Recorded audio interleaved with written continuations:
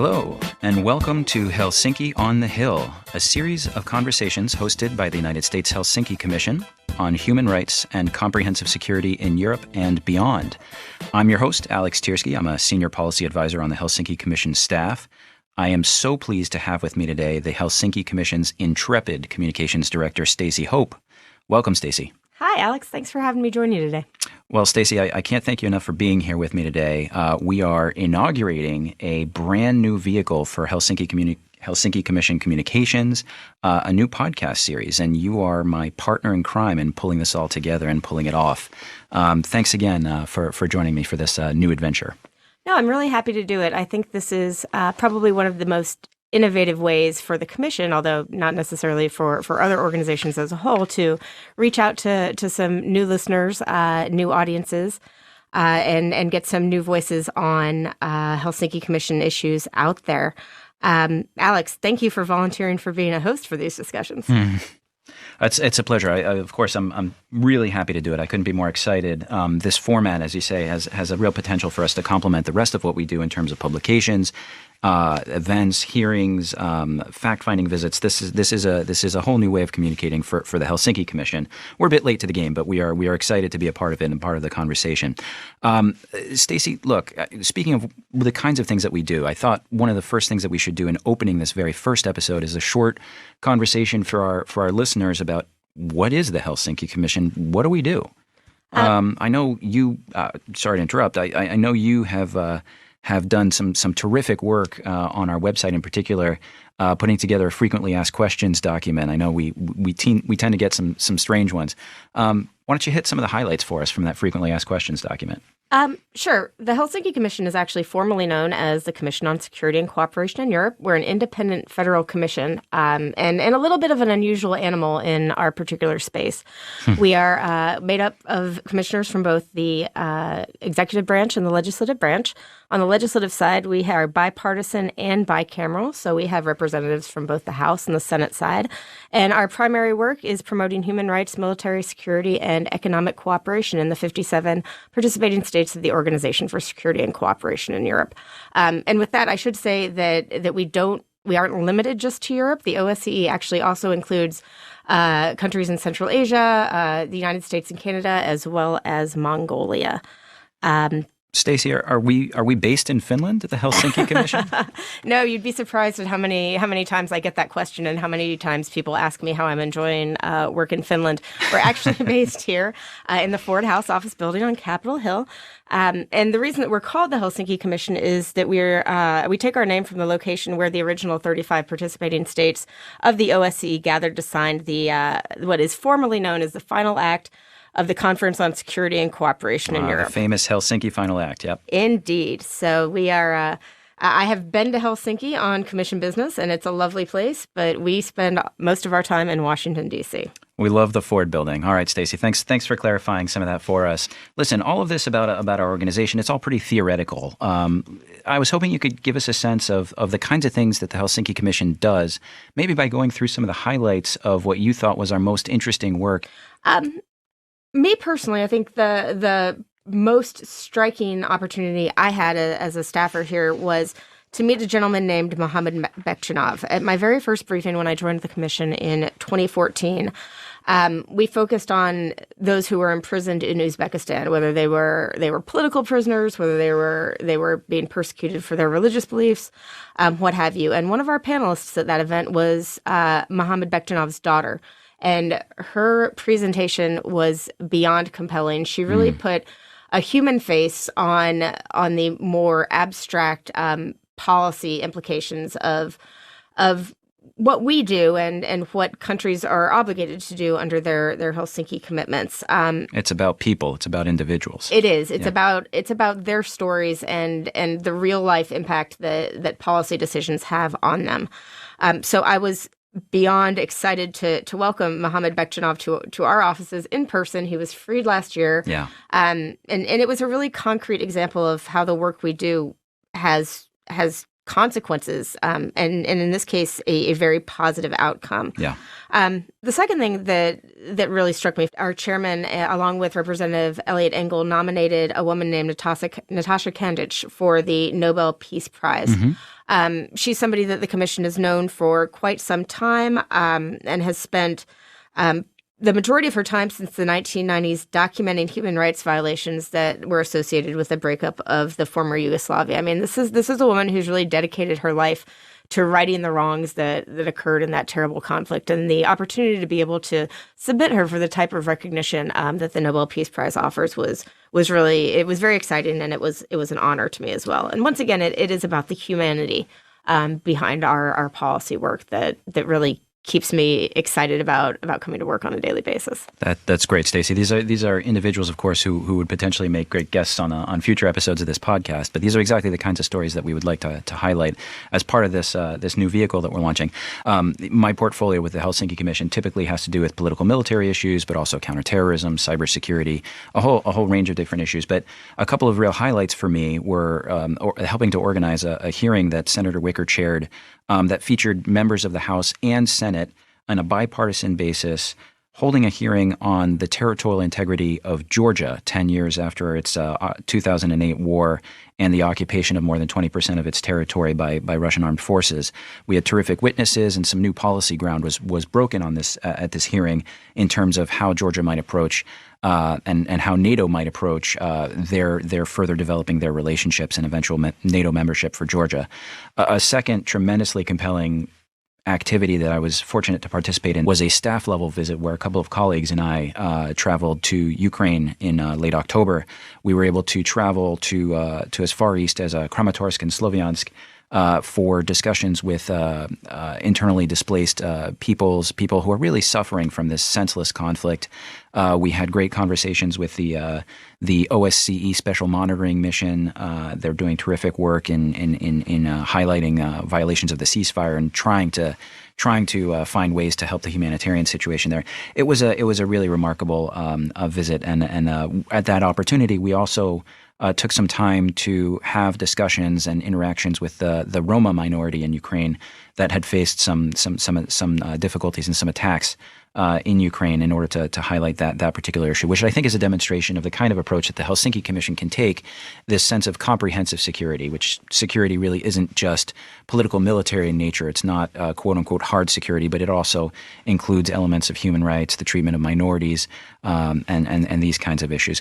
Clearly, Stacey, there's a lot of stories we could tell through this vehicle. Oh, absolutely. I mean, we cover something like 36 different issue areas and 57 countries. So the stories are out there. They're waiting to be told. They're compelling and interesting. And I hope our listeners will enjoy them as much as I do. That's great, Stacey. And thanks again for being my partner in crime, as I say, and trying to pull all these discussions together and deliver them to our listeners. Listen, we've set the context, I think, a bit for this conversation. I'd like to now turn to who I think could not be a better guest for us to launch this series of discussions, these discussions with for our very first episode. Yeah, that's right. He is indeed a perfect guest for this. He's an institution within Helsinki Commission history and the OSCE Parliamentary Assembly's development. I think his insights will be extraordinarily compelling and provide a great introduction to our podcast series. Well, Stacey, of course, we are talking about the esteemed, the famous Spencer Oliver.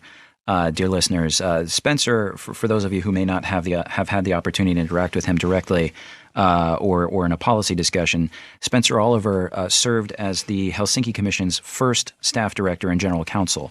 He essentially built up our professional home from the ground up, and he played an instrumental role in ensuring that the Commission would have an impact in the real world, which, as we've been discussing, Stacey, really is the point of the work that we do. We have had a great conversation. We put it on tape, and I could not be more thrilled to share it with you now. Before we actually get to that recording, I'd like to give our listeners a little bit more context on his background.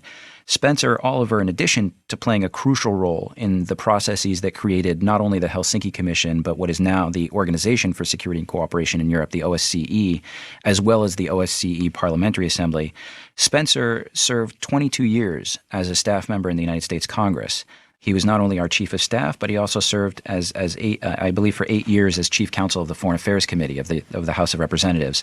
Crucially, he also served as the first Secretary General of the OSCE Parliamentary Assembly from 1992 to 2015.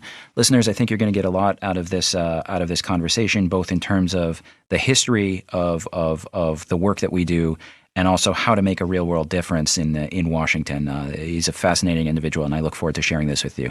With that, let's go to the tape. Hello, welcome, listeners. It is a gray, dreary day on Capitol Hill, but we are honored to have as our very first guest on the podcast, Spencer Oliver, who has braved the elements to be with us this morning, and will hopefully shed some light on, as I say, a gray and dreary day here. I've already given you some information about Spencer's biography, but let me say, as he sits here before me, how much we appreciate that he is a legend here in the halls of Congress, is certainly in the halls of the U.S. Helsinki Commission, a true protagonist in our shared history.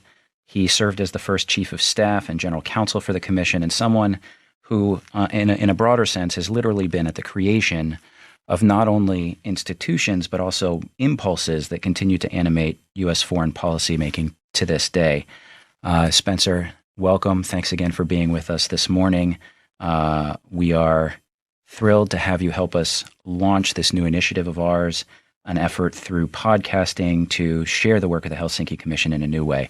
Obviously, as an initial conversation with you, we really wanted to start with a roadmap for how we got to where we are and what animates the U.S. Helsinki Commission. So, Spencer, with that, I want to dive in, and the first question I want to ask you has to do with your own personal history. I'm really curious to hear, you've been a passionate advocate for human rights and foreign policy for your entire career. Where did that come from? Well, thank you very much, Alec. First of all, it's a great pleasure to be here. It's always a great pleasure to talk about the Helsinki Commission and the Helsinki Final Act, which is a great part of my life. My personal background, my father was a trade union leader, a labor organizer, and he was organizing unions in the South in the 1930s and 1940s. So I came to concern about human rights in that vein, and he also was one of the economic and labor advisor to the Marshall Plan to try to rebuild trade unions and to rebuild Western democracy in Europe after World War II. Yeah. So I heard a lot of that around the dinner table. Yeah. So it gave me the impulse to be involved in public affairs, and particularly in this area. Sure. Well, you clearly you come at this commitment obviously from a very early age.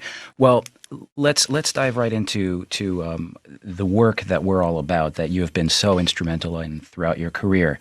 The United States Helsinki Commission, of course, our mandate by law is to monitor the implementation of the commitments made by a whole range of countries under the Helsinki Final Act. Now, I'm hoping you can help our listeners who might not be familiar with this groundbreaking international agreement understand exactly what it was, how we got to it, and what its impact has been. Well, the Helsinki Final Act was culmination of many years of negotiation between East and West at the height of the Cold War. It was an effort to try to bring all sides from Vancouver to Vladivostok, as we say, to the table to try to discuss the further development of Europe and cooperation in Europe. Of course, one of the main highlights of it was the human rights provisions, which were virtually unprecedented in international agreements of that kind. And it took 22 months in Geneva to negotiate the Helsinki Final Act, which included parts of it that were committed the participating states to observe human rights and fundamental freedoms, right, and to allow freedoms to travel, information to be obtained, and dialogue to take place, economic cooperation, security issues. But basically, it was a breakthrough, particularly in the field of human rights, because this was something that many people at the time saw as the opening to bring down communism, because Human rights was not observed. It was observed only in the breach under the communist governments in the East. So it was an opportunity to try to hold their feet to the fire about those promises they made in Helsinki about what they would do, and it was unique. It was it was 35 countries, all of the countries of Europe, Soviet Union, and including the United States and Canada, which was one of the initial issues that had to be resolved before they ever sat down at the table, and that was that a recognition that the United States and Canada had an interest in the security of Europe. Of course, yeah. So it was a landmark achievement. Although at the time, some people in the United States thought that it was a sellout. Really? Because they thought that it was a recognition of Soviet hegemony over Eastern Europe. So you had many of the diaspora in the United States from Eastern Europe, Latvia, Lithuania, Estonia, Hungary, Czechoslovakia, Bulgaria, so on, who felt that this was a recognition that the Soviet Union could continue to control these countries. Sure. They didn't really realize, I think, at the time, the possibilities that for development that were given by the Helsinki Final Act in the field of human rights and fundamental freedoms. Right. Those proved to be quite critical in the ensuing decades. Can you tell us a little bit more about that domestic political context as the Final Act? My understanding is there wasn't a lot of transparency about the negotiations as they were underway, so there wasn't quite clear understanding of what might come out in the Final Act. And as it was proposed for signature, what was the domestic context there? It was negotiated behind closed doors without any transparency or public observance of what was going on. So the only people who knew what was going on in the negotiation were the governments that were sitting at the table behind closed doors. Yeah. So it wasn't until after the Helsinki Final Act was published and they met at a summit in 1975 in Helsinki that the world saw what was there. Yeah. And of course there was this great distrust of this process because it had been an initiative of the Warsaw Pact, the Soviet Union, and Poland since the 1950s. Right. For something called an All-European Security Conference, which of course initially meant all of Europe and not the United States and Canada. Right. So there was a lot of suspicion about it and a lot of negative reaction at first. Wall Street Journal had a headline saying, "Jerry, don't go," urging President Ford not to go to Helsinki. But some of us who had been involved in this peripherally in earlier times saw the possibilities. And Millicent Fenwick, who was an American congresswoman from New Jersey, who went to Moscow shortly after the Helsinki Final Act was signed and met with the dissidents, Anatoly Sharansky, Yelena Bonner, and people from the Moscow Monitoring Group, was told by them that if they kept those promises in the human rights, fundamental freedoms, and basket 3, that it would change the whole nature of society in these communist countries. So Millicent came back to Congress and introduced legislation, in fact, creating the Helsinki Commission and ensuring that not only did they monitor the implementation of the Final Act, but they concentrated on the implementation of human rights. Sure. So that was the beginning, and it was a great step forward. Actually, the State Department very much opposed the Helsinki Commission because they thought we were interfering in their turf, and that only the diplomats could do this. But because of the strong support from NGOs, National Conference on Soviet Jewry, the Joint Baltic Committee, the Ukrainian American Association, and these people, they mobilized their constituencies, and not a single congressman or senator was willing to vote against the Helsinki Commission, even though Henry Kissinger opposed it vigorously and even tried to get the president to veto the legislation after it was passed. And fortunately, the legislative liaison for the White House told Secretary Kissinger that if it passed unanimously in both houses, that a veto was useless. Yeah. So. Well, Spencer, I love this thread that you've drawn for us from a negotiation that that culminated in the 1975 Helsinki Final Act between governments, not a lot of transparency. Kissinger suggesting that there wasn't much to it, to then a realization by dissidents in the Soviet Union that this was the way to hold their own government's feet to the fire and help their situation, that then gets transmitted to a member of the United States Congress who's traveling abroad and ultimately is supported in the creation of the Helsinki Commission, which to this day is monitoring that very same agreement. It was much wider than that, Alex. The whole initiative for the All-European Security Conference and what eventually became the Helsinki Final Act came from the East. It came from the Warsaw Pact, and the Russians regarded it as a great Brezhnevian accomplishment of his diplomacy. So they published the full text of the Final Act in every one of these countries on daily newspapers, and people in the East read the whole thing, and they thought, wow, this means that I can travel, that I can read things from the United States and the West. So their reaction was very positive, and they saw all sorts of possibilities. While in the West, people really didn't know very much what it was about, because they promised that they would publish it in their leading journals. But the United States, of course, having private press, nobody was going to publish a 75-page document.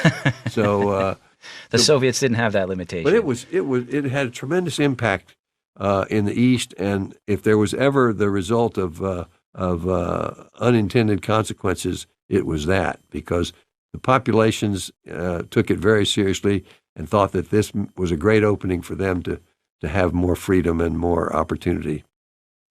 Spencer, that's terrific. Can we think now a little bit in a broader scope about the Helsinki Commission, which was created in 1976, as you said, at the initiative of Congress Representative Millicent Fenwick. You were the Commission's first chief of staff, general counsel. You have either been a part of the Commission's work or worked alongside the Commission in any number of contexts for decades. Can you talk to us a little bit about your perspective on how the work of the Helsinki Commission has impacted U.S. foreign policy writ large, but also has participated in these discussions with other signatory states of the Helsinki Final Act? Well, I think the most important thing was that the Helsinki Commission, particularly Congressman Donnie Fasel, who was the first chairman of it, are greatly responsible for the human rights component of Jimmy Carter's foreign policy, because it was Donnie Fasel who urged Carter and his team to include human rights as an integral part of their foreign policy, and with strong support from Hubert Humphrey, and who really at a meeting at the Smithsonian early on during the transition, when Donnie Fasel said that they should include this, Hubert Humphrey slapped the table and said, "By golly, Donnie's right," and there was strong support around the table. So human rights became a much bigger part of Jimmy Carter's foreign policy than you had thought it might be during the campaign. And also, as a result of Fasel's effort, they created the Assistant Secretary of State for Human Rights Bureau, and appointed Pat Darien, a civil rights activist from Mississippi, as the first Assistant Secretary of State for Human Rights, and she was a fantastic leader in that field. And of course, they also integrated, because of Fasel's efforts and his relationship with Secretary of State Cy Vance, they integrated the commission and its staff with great expertise into the follow-up process of the Helsinki process, and made us integral parts and sharing the leadership of the delegations to all of the follow-up meetings thereafter in Belgrade and in Madrid and other places. So the commission had a staff of people who spoke many languages, had education in international affairs and Soviet affairs and East European affairs, and we had expertise that nobody else had. Even the expertise in the European Bureau of the State Department couldn't match the expertise of the Helsinki Commission staff when it was created in 1976. So some real added value from the get-go. You've alluded already to some of the tension inherent in the discussions about the final act itself between the executive branch and what people both in other parts of the government but also outside government were feeling about the act and its potential.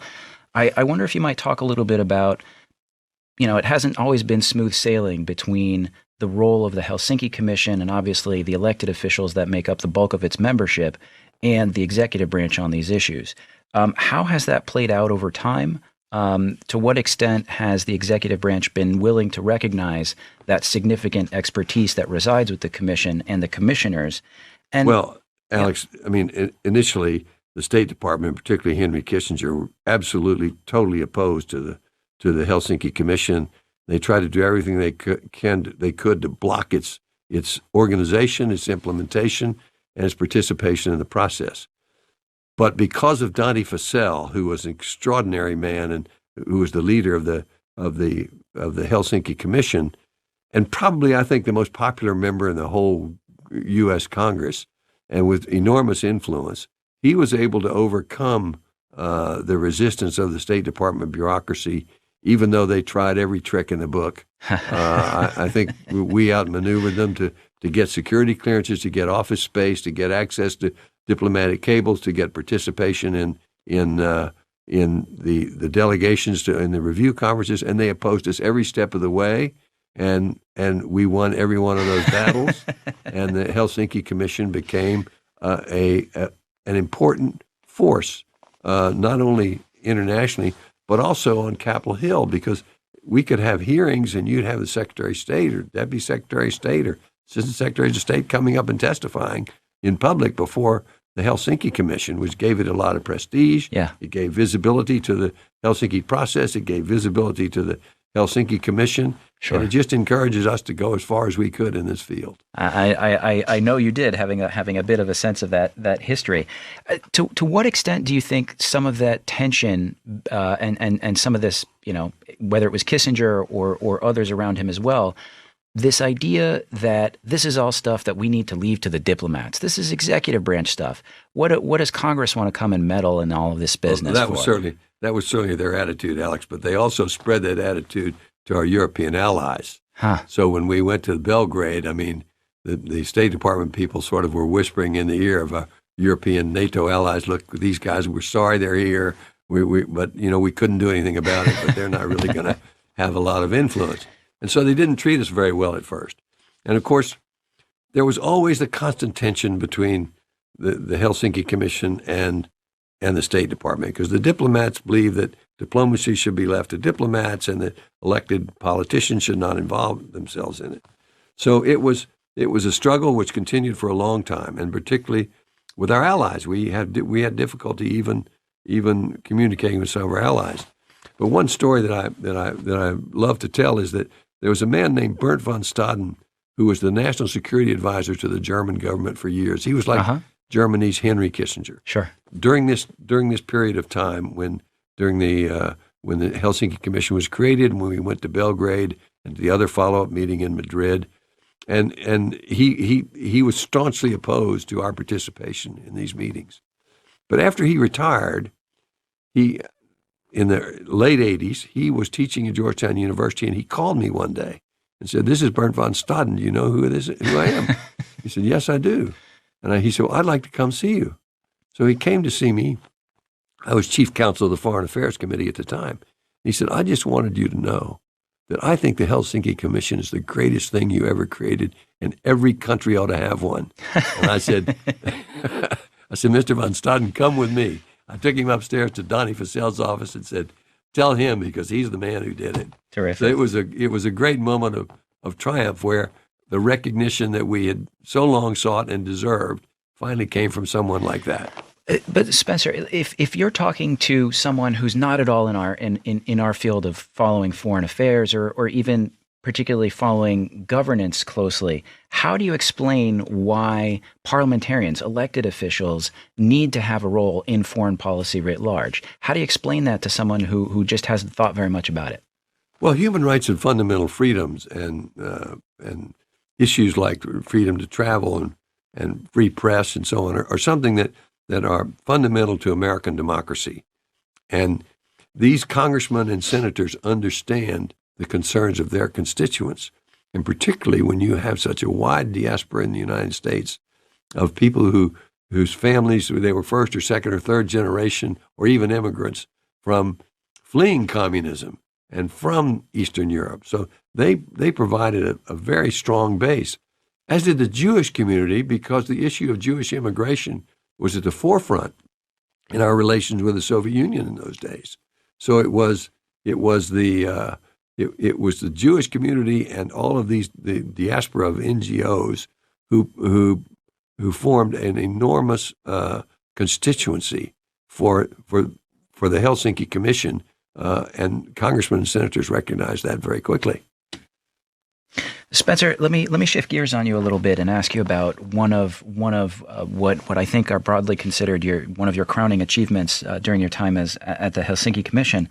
I'd like to talk to you about the questions that we faced as a delegation, as a United States delegation, when we traveled to some of these review conferences after the Helsinki Final Act, where, of course, one of the fundamental principles of the entire process was that finally the various participating states could question each other's human rights commitments. So, Alex, when we raised those questions, I mean, we particularly when we criticized the Soviet Union and other Warsaw Pact countries for their violations of human rights and their failures to live up to their commitments, they shot back at us with these arguments about the United States is corrupt and it's run by big money and the Wall Street bankers, and there's corruption and pornography and racism and all of these discrimination against the Indians and blah, blah, blah. So what we did was we decided after the Belgrade meeting that we would take a look at all the questions they'd raised. So the Helsinki Commission staff was mobilized, every single member on the staff, to do a domestic compliance report. And we took every single accusation that they had made, which we'd written them all down, and we investigated them. Wow. And we issued a report on U.S. implementation, a very lengthy report. I happen to have that here in front of me. You have a copy there. I flipped it. I see something like 370 some type pages. We were sending people to Indian reservations, and we were sending people. I went to the North Carolina State Prison and interviewed the head of the Wilmington 10, the Reverend Ben Chavis, about how he had been unfairly, I think, convicted. And we got him, his sentence commuted, and he was released, and he gave us the credit for that. But the thing was, we had this fantastic report. And when we got to Madrid to the next review meeting, and the Russians were there, I was able to put that thing on the table and say, okay, you raised all these questions. Here's our response. Where's yours? That must have been quite a moment. It shut them up. So understanding our own record on the human rights components of the Helsinki Final Act commitments really has some relevance to how we're able to advocate for these same principles abroad. Well, of course. I mean, it goes without saying that you have to be able to defend your position and defend your own practices in this regard. So the Helsinki Commission made sure that we looked at both sides. Spencer, you've been working in the follow-up on the Helsinki Final Act, not only through your leadership of the Helsinki Commission, but of course our listeners will have heard me say earlier that you served for a tremendous amount of key time as both the creator and the leader, the Secretary General of the OSCE Parliamentary Assembly. So I'd like to get some thoughts, first of all, on the table about how your breadth of experience across these different institutions interacting with what became the OSCE, the Organization for Security and Cooperation in Europe. That's really today's manifestation of the Helsinki Final Act. How do you view that institution over the time that you've been watching it? You have this unique perspective. Well, Alex, I was the first Secretary General of the OSCE Parliamentary Assembly. So having had the experience with the Helsinki Commission and the U.S. Congress involvement in the Helsinki process, it was very easy for me just to convert that into the same kind of development for parliamentarians in the OSCE or CSE Parliamentary Assembly. So they became, the parliaments became the same kind of watchdogs that the Helsinki Commission had been in the United States. And they worked very closely together, and the United States played a very leading role in the Parliamentary Assembly. People like Ben Cardin and Steny Hoyer and others were leaders of the Helsinki Commission and were recognized in Europe as people who knew something about these issues. Sure. I mean, we educated not only our own Congress about these issues in many ways, but we also interacted with our European counterparts. Parliamentary Assembly has had a lot of impact on the development of the CSC and the OSCE because of the influence of parliamentarians. But there's still the tension between diplomats and parliamentarians in Europe, just as it is here. Sure. And in addition to that, one of the great weaknesses of the Helsinki process is the consensus rule. Now, the consensus rule worked pretty well when we were all trying to move toward cooperation. But when you're in a confrontational position, now it's a little bit different. And the Soviets or the Russians now use their veto over things like personnel and budgets. Yeah. Therefore, they're able to influence the development of the organization and influence what it does. And that's the weakness of the OSCE. But it still is a valuable place where you have, for the first time, and the only place outside of the United Nations, where Russians and Americans are sitting at the same table with every country in the former Soviet Union, Europe, and North America. So the dialogue is always valuable, and the Helsinki Final Act and the Charter of Paris provide the basis for those discussions. Sometimes it becomes acrimonious, and there's still a lot of questions raised about how people treat their own citizens, which was the most important part of the Helsinki Final Act, was not just about state-to-state relations, but also how states treated their own citizens. That was the commitment in the Helsinki Final Act that was unprecedented. So those things are still in play. But you also this OSCE has now devolved into a much bigger organization. I mean, all of the observers of elections and in post-conflict rehabilitation in the Balkans and in the monitoring of the ceasefire in Ukraine, these are all OSCE operatives, OSCE staff. Yep. So you now have these institutions. You've got the Parliamentary Assembly headquartered in Copenhagen. You've got the Office of Democratic Institutions and Human Rights headquartered in Warsaw. You've got the Office of High Commissioner of National Minorities in The Hague, and you have the Secretariat and the Conflict Prevention Center in Vienna. So these are institutions and their staff and they're full time. Whereas in the early days of the process between 1975 and 1992, you didn't have a headquarters. That's why it was called the conference, because it was based on periodic meetings. Right. And now it's become institutionalized, so it's much different. But its fundamental purpose is still based on the promises that were made in Helsinki and in the Charter of Paris. So, Spencer, maybe as a closing set of thoughts, this has been a terrific conversation. I'm really grateful to you for sharing your insight. But you've just told us everything continues. This entire process and the OSCE today continues to be based on the commitments made under the Helsinki Final Act. Now, you will know far better than I do that at the Helsinki Commission, among others, we cover continuously a stream of violations of these commitments, whether it's in the human rights field, religious minorities being marginalized or persecuted on the basis of counter-extremism legislation, or an even more specific case, we are regularly talking about the Kremlin's violations of all 10 key principles of the Helsinki Final Act, the Decalogue, given its activities, the war that it's fighting in Ukraine. So the commitments are at a moment of, let's say, assault. The commitments are clearly not being fully implemented by all of the participating states. Tell us why the process remains relevant today and why it may continue to have value going into the future under these conditions. Well, it's relevant because of the commitments that were made and the agreements that were made. I mean, these these agreements could never be negotiated if you tried to negotiate them today. So it still represents a set of promises that are very difficult for any dictator or despot to recognize.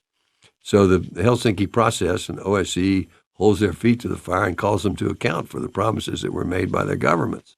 And the Helsinki Commission is particularly valuable because it holds public hearings in the U.S. Congress, which I can tell you capture the attention of any government that's criticized. You'll see you'll see at many of your Helsinki Commission hearings, you'll see ambassadors from a lot of states who know they're going to be criticized.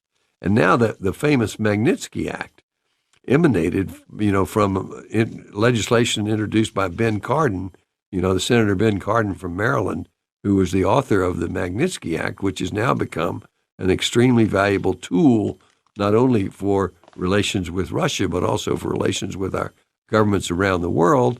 And it has expanded the idea of human rights beyond the Helsinki signatories and the members of the OSCE. It's now a worldwide application, and it all emanated from the Helsinki process and from the Helsinki Commission.